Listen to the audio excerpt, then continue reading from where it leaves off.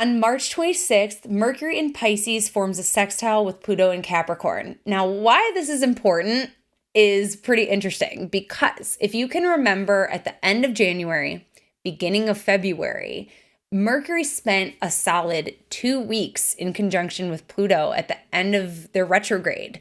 So yeah, that was a time when we were doing a lot of Mercury Pluto work. And I know some people in my life and in my practice came to some pretty big decision making during that as a result of that period.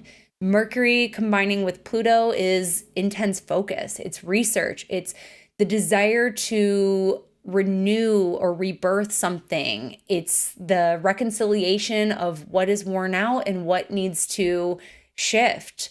Mercury's conjunction with Pluto brought a lot of necessary truths to the surface.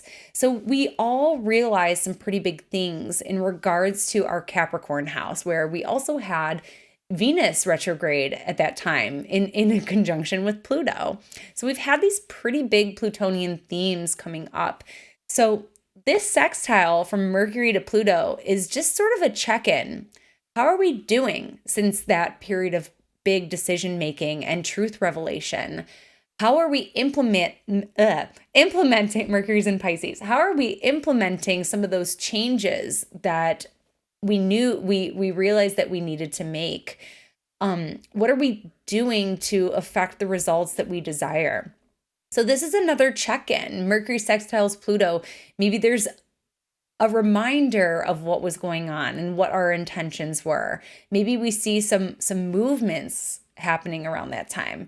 I know someone I'm close with who had no idea what the next chapter of their life was going to look like, but then they made some pretty big decisions on what to do, which involves a move. And I know that with this aspect, they'll be moving.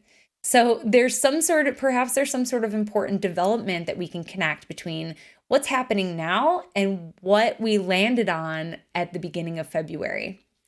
So that's a little bit about Mercury sextile to Pluto, and that is your astrology shot of the day. Thanks so much for tuning in with me today. Book your next astrology reading with me by visiting my website, where you can also sign up for my newsletter and stay up to date on courses, events, and new articles. Bye.